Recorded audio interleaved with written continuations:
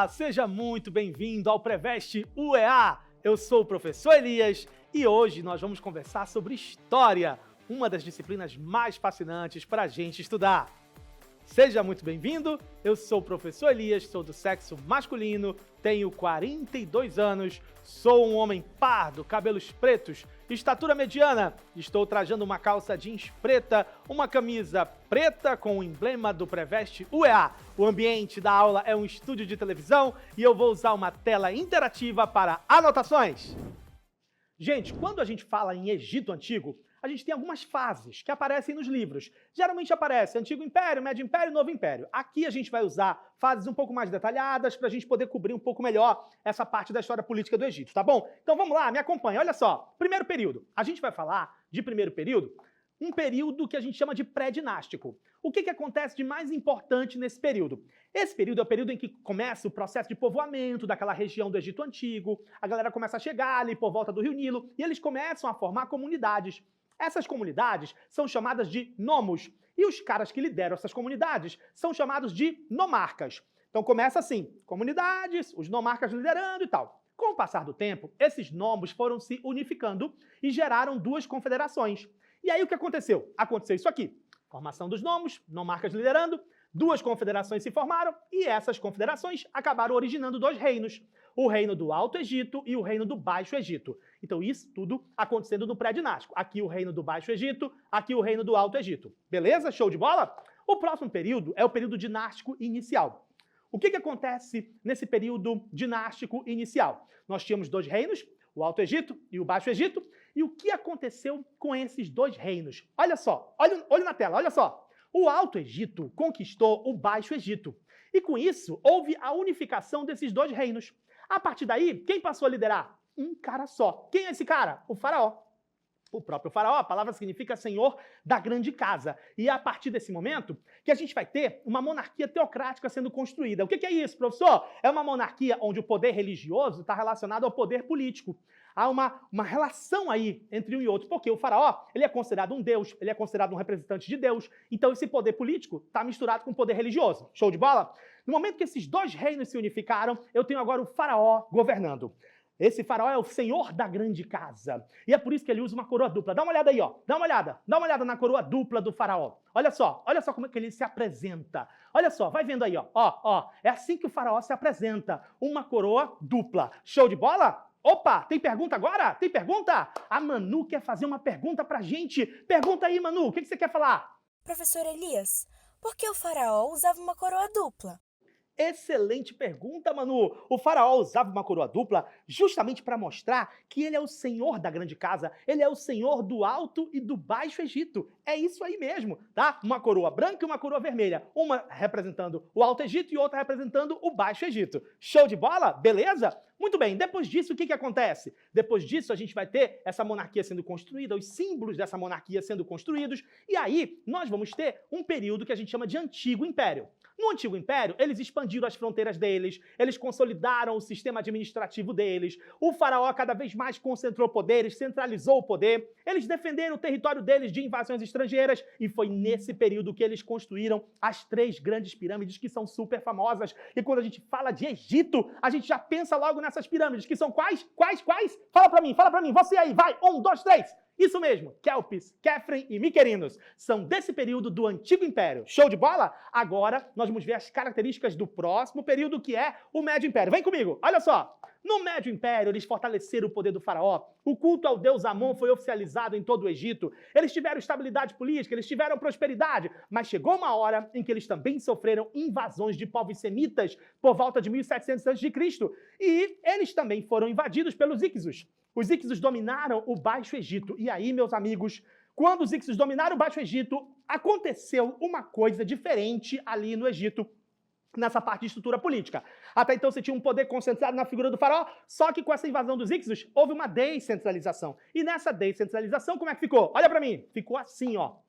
O Baixo Egito ficou na mão dos Hyksos. O Alto Egito ficou na mão dos reis de Tebas. E esses reis de Tebas ficaram pagando tributos para os Hyksos. E assim eles foram seguidos, até que os tebanos conseguiram derrotar os Hyksos e conseguiram reunificar o Egito. E assim o Egito voltou para a mão do faraó com o poder centralizado. Na sequência, a gente teve o Novo Império. No Novo Império, nós temos um período de prosperidade de novo, um período de luxo, né? Um período de conquistas. É um momento em que eles expandiram as fronteiras deles até a Núbia. Os sacerdotes cada vez mais fortaleceram o poder deles através do culto ao Amon. O faraó também se fortaleceu. Eles fizeram intercâmbio cultural com outros povos. E uma coisa super importante aconteceu aqui no Novo Império. Olha para mim. Olha para mim aqui, ó. No Novo Império, uma coisa importante que a gente tem que marcar é a reforma religiosa feita pelo Amenófis IV. O Amenófis IV faz uma reforma religiosa onde ele tenta implementar o monoteísmo, tenta trazer a galera pro monoteísmo, tá? E aí, nessa reforma religiosa, o que ele vai fazer? Olha para mim, olha para a tela, olha aí, ó. Ele vai implementar o culto ao deus Atom e ele mesmo vai mudar de nome para Akenaton, que significa o servo de Atom. E a ideia era que a galera ficasse, né, adorando ao Atom. Só que essa reforma foi feita na época do Amenófis, mas depois que o Amenófis saiu, o Tutankhamon substituiu o Amenófis e ele desfez a reforma que o Amenófis tinha feito. Ele implementou o politeísmo de novo quando ele substituiu o Amenófis IV, beleza?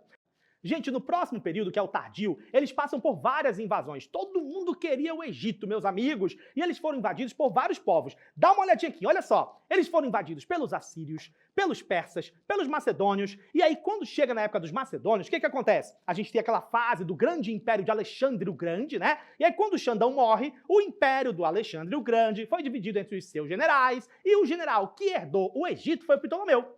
E a partir daí, iniciou uma dinastia, que é a dinastia ptolomaica, e é dessa dinastia que vem a Cleópatra.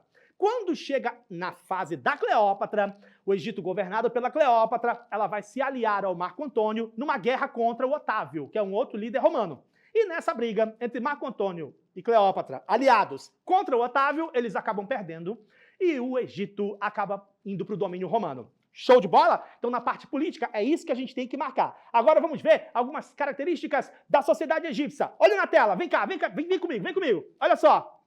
O que mais a gente tem que saber deles? A sociedade deles era uma sociedade onde você tem o faraó ali no topo da sociedade, depois os nobres e sacerdotes, cheios de privilégios, os soldados, muito importantes ali na defesa, os escribas, né, que eram funcionários importantíssimos que dominavam a escrita, e eram funcionários especializados, não era qualquer um que podia ser escriba. Comerciantes, artesãos, camponeses e escravos. Desse pessoal aqui, os camponeses são fundamentais, porque eles é que sustentam o Egito. A escrita deles é a escrita hieroglífica, uma escrita sagrada, mas tem também a demótica, que é uma forma simplificada e popular de uma escrita hierática também, que também era utilizada por eles. Então você tem essas três escritas ali no Egito Antigo. Na parte da religião, eles eram politeístas, eles adoravam vários deuses, e esses deuses eram deuses zoomórficos, porque tinham formas de animais, antropozoomórficos, porque tinham forma de animal e forma humana também, né? E eles acreditavam em vida após a morte. Por isso eles praticavam a mumificação. Né? Eles procuravam conservar o corpo para que esse corpo, quando voltasse, né, passasse pelo julgamento de Osíris, se fosse autorizado, pudesse voltar para o seu corpo. E por conta disso, eles desenvolveram áreas científicas, como por exemplo, olha para mim, eles desenvolveram a química, eles desenvolveram a medicina, e eles se destacaram também em outras áreas, né? Na álgebra, na geometria, na astronomia, criaram um sistema de pesos e medidas. Tudo isso é Egito Antigo. A economia deles era agrária, os camponeses eram fundamentais, eles trabalhavam na agricultura e nas obras públicas. Isso é Egito, galera. Show de bola? Muito bem. Agora, a gente tem uma pergunta do Gui. Gui, fala pra gente, qual é a tua pergunta? Oi, professor Elias. Eu tenho uma pergunta. Foi por causa dessa economia agrária que Heródoto afirmou que o Egito era uma dádiva do Nilo? Então, Gui, o Heródoto queria chamar a atenção para a importância do rio Nilo para a sociedade egípcia. Por isso ele falou, o Egito é uma dádiva do Nilo. Mas hoje a gente considera também que a gente não pode dizer que é só a presença do rio que fez o Egito ser o que ele é, mas também a capacidade inventiva dos egípcios, a capacidade de superar, de construir diques, canais de irrigação, de saber aproveitar as águas do rio Nilo. Então não é só a presença do rio Nilo, mas é também a inventividade e engenhosidade desse povo egípcio. Show de bola? Vamos nessa para as questões agora. Olha só a nossa primeira questão que diz: os egípcios da antiguidade acreditavam que a vida continuava no além-túmulo e que para isso era preciso que o ambiente social em que os donos dos túmulos viveram fosse representado nas suas paredes. Essas pinturas da tumba de Nectá, escriba do Império, representam... O que essas pinturas representam? Quando você olha para a imagem, O que você percebe nessas imagens? Você percebe um trabalho muito relacionado a essa questão da agricultura, que era uma das principais atividades econômicas, a principal, na verdade, atividade econômica desenvolvida ali no Egito Antigo. O que a gente pode, então, dizer que essas pinturas significam? Olha só, será que as intervenções e modificações realizadas pelos antigos egípcios no mundo natural, por meio de técnicas e conhecimentos adquiridos, essa tá linda pra gente. Porque tá falando de agricultura, tá falando de você fazer intervenção ali na natureza, eles construíam diques, canais de irrigação, eles plantavam, então tem tudo a ver, essa A tá legal pra gente. Bora ver a B? As secas periódicas que afligiam os antigos egípcios e resultavam do baixo índice pluviométrico das cabeceiras do Rio Nilo? Não. A gente sabe que eles têm que lidar justamente com essa questão das cheias do Rio Nilo, né? Essa questão dos momentos de alternância, de cheia, de seca, eles têm que lidar com essas questões. E não é isso que as imagens estão tratando. Vamos ver a próxima?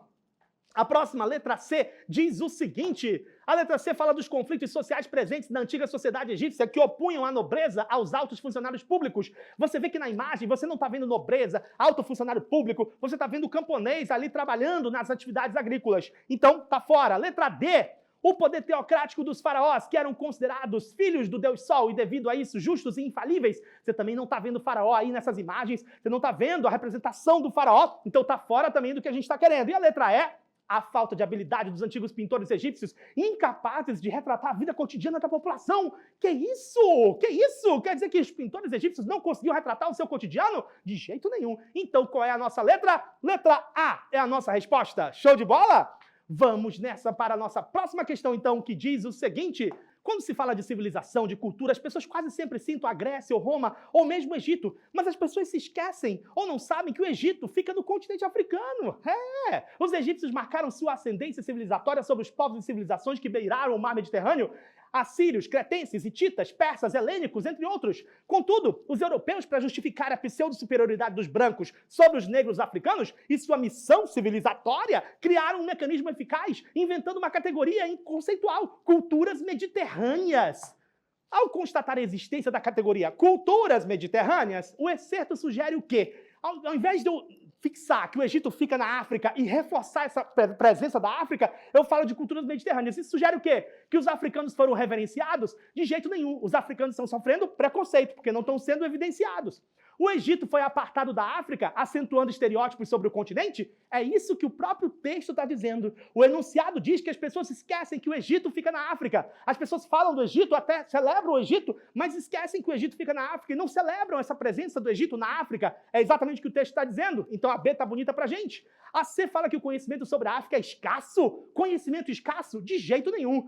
A letra D fala que os egípcios dominaram politicamente a região mediterrânea, demonstrando supremacia de seus costumes. Não se trata de supremacia dos costumes egípcios, nem de domínio sobre o Mediterrâneo. E a última, os povos assírios, cretenses e persas foram depreciados, sendo importante valorizá-los? Pelo contrário, o texto está falando que o Egito fica na África e que as pessoas esquecem isso. Tem que valorizar a questão da África. É isso que o texto está trazendo pra gente. Então, qual é a nossa letra? Letra B de bola vai ser a nossa resposta. É isso que a questão está trazendo pra gente. Show de bola, galera?